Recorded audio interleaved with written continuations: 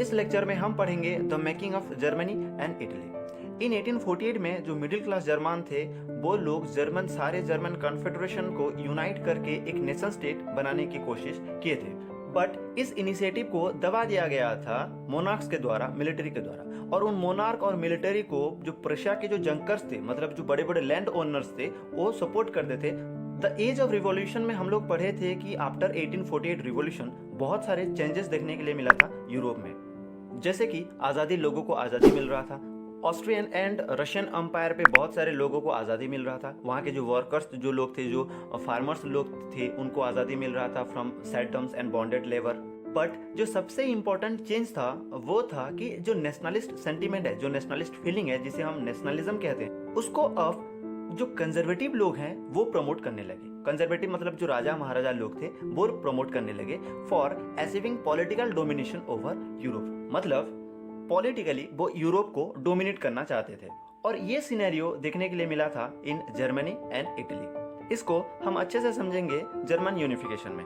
इन 1848 revolution के time पे auto von Bismarck, नाम याद कीजिएगा, ऑटो वन बिस्मार्क को जो प्रशिया के जो राजा थे किंग फ्रेडरिक विलियम फोर, वो अपॉइंट करते हैं टू सर्कमवेंट द लिबरल्स, मतलब उन लिबरल्स को झूठा दिलासा देना जो लोग ऑटोक्रेटिक मिलिटरिज्म को अपोस्ट करते थे और बाद में उनको दबा दे। बट उनका जो विजन था वो अलग था। वो सारे लिबरल्स को, सारे जर्मन के लोगों को इकट्ठा करना चाहते थे, उन्हें मनाना चाहते थे और वो एक ग्रेट जर्मन एम्पायर बनाना चाहते थे।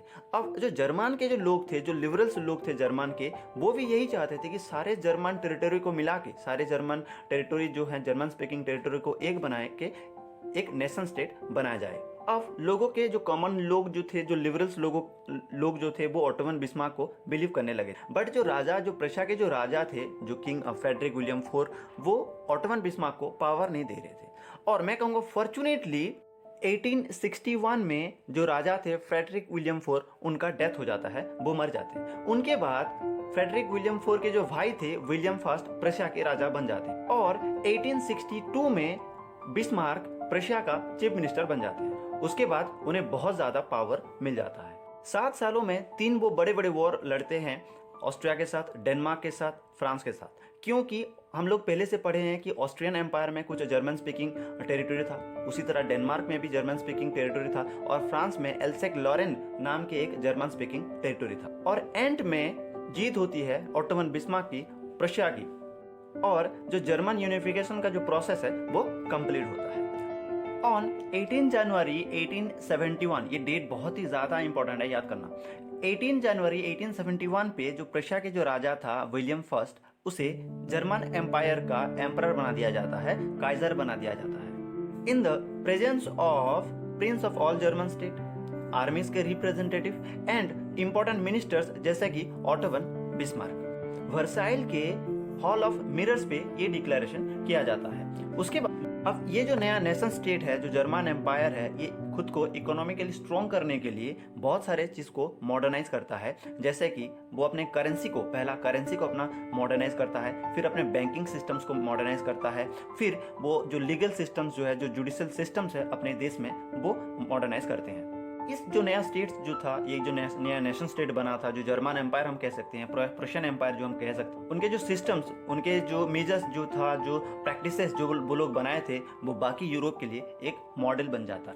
उसके बाद हम पढ़ेंगे Italian unification. During mid 19th century में हम लोग पढ़े थे कि जो इटली था वो 7 अलग अलग स्टेट्स में डिवाइड, और उन 7 स्टेट्स में से सिर्फ एक स्टेट सर्डिनिया पिडमोंट पे सिर्फ इटली का राज था, इटालियन प्रिंस का राज था। जो नॉर्दर्न इटली को ऑस्ट्रियन एम्पायर कंट्रोल कर रहा था। 1815 द ट्रीटी ऑफ वियना में हम लोग पढ़े थे कि जो नॉर्दर्न इटली था वो ऑस्ट्रियन एम्पायर को मिला था। जो सेंटर था, सेंटर को पोप रूल करते थे, और जो साउदर्न रीजन्स था, जो साउथ इटली था, उन्हें स्पेन के जो बार्बन किंग्स थे वो उन्हें रूल कर रहे थे, उनके ऊपर उनका कंट्रोल था। The making of nationalism in Europe में हम पढ़े थे कि 1830s के जो दशक में गुसिपी मैजिनी इटली को एक करने की कोशिश किए थे और एक रिपब्लिक नेशन बनाने की कोशिश किए थे, और उसके लिए उन्होंने सीक्रेट सोसाइटीज भी फॉर्म किए थे, जैसे कि young Italy. After the failure of 1831 and 1848 revolution, अब जो इटली के जो लोग थे वो लोग पिडमन सार्डिनिया के जो रूलर विक्टर इमानुएल सेकंड के ऊपर वो लोग डिपेंड होने लगे, उनके ऊपर फोकस करने लगे। अब उसके बाद सार्डिनिया पिडमॉन्ट के जो चीफ मिनिस्टर थे केवर, ना तो वो एक रिवोल्यूशनरिस्ट थे ना ही एक डेमोक्रेट थे, फिर भी वो लेड कर रहे थे इटली को यूनिफाई करने के लिए। इन द ईयर 1859 में वो ऑस्ट्रियन आर्मी को हरा देते हैं और उसके बाद जो इटालियन एम्पायर जो ऑस्ट्रियन एम्पायर के पास था, उसके कंट्रोल पे था, अब वो सार्डिनिया पिडमॉन्ट के कंट्रोल पे आ जाता है। अब उसके बाद a large troop and armed volunteers जिसका लीडर गुसेपी गारिबल्डी थे, वो इस कैंपेन को ज्वाइन करते हैं, इटली को एक करने में लग जाते हैं। अब उसके बाद गैरिबल्डी अपने ट्रूप्स के साथ वो साउथ की तरफ चलते हैं और 1861 में वहाँ के जो रूलर थे, जो स्पेनिश आर्मी थे, उसको वो हरा देते हैं विद द हेल्प ऑफ वहाँ के लोकल पीजेंट की मदद से वो लोग स्पेनिश आर्मी को हरा देते हैं। अब उसके बाद सार्डिनिया पिडमॉन्ट के पास नॉर्दर्न इटली था और साउदर्न इटली था। सो इन द ईयर 1861 में जो सार्डिनिया पिडमॉन्ट के जो राजा थे Victor Emmanuel second, united Italy का राजा बना दिया जाता है। बट जो इटालियन यूनिफिकेशन का जो प्रोसेस है वो अभी तक भी कंप्लीट नहीं हुआ था, क्योंकि सिर्फ नॉर्दर्न और साउदर्न इटली के पास था। अभी भी जो सेंटर है वो बाकी था और भी कुछ एरिया बाकी था। और पूरा का पूरा इटालियन जो यूनिफिकेशन प्रोसेस है ये कंप्लीट होता है 1870 में, जब रोम इटली के साथ ऐड होता है। रोम मतलब जो सेंट्रल इटली जो कि पोप के अंडर पे था, जहाँ पर पोप लोग रूल कर रहे थे, जब वो इटली के साथ ऐड होता है तब जो इटालियन यूनिफिकेशन प्रोसेस है वो कंप्लीट होता है। बट इटली के बहुत सारे जो लोग थे वो इलिटरेट थे, वो लिबरल नेशनलिस्ट आइडियोलॉजी से अनअवेयर थे, उनको इस बारे में पता नहीं था। वो रिप्रेजेंटेटिव गवर्नमेंट जो था वो उसको रिप्रेजेंटेटिव गवर्नमेंट्स को, मतलब डेमोक्रेटिक और रिपब्लिक गवर्नमेंट को वो बिलीव नहीं कर रहे थे। नेक्स्ट हम पढ़ेंगे the strange case of Britain. कुछ स्कॉलर हैं कि वो कहते हैं कि जो ब्रिटिश है वो ही नेशन स्टेट्स का मॉडल है, मतलब जो पहला जो नेशन स्टेट बना था वो ब्रिटेन में बना था। 18th सेंचुरी से पहले कोई भी ब्रिटिश नेशन नहीं था और इस आइलैंड्स के जो सारे लोगों के जो प्राइमरी आइडेंटिटी जो था, प्राइमरी पहचान जो था वो एथनिक्स था। मतलब यहाँ के जो लोग हैं वो ब्रिटिश थे, कुछ वेल्स थे, कुछ स्कॉट थे और कुछ इरिश थे। और उन सारे लोगों के खुद के कल्चर थे और वो लोग अलग अलग पॉलिटिकल ट्रेडिशन उन लोगों का था।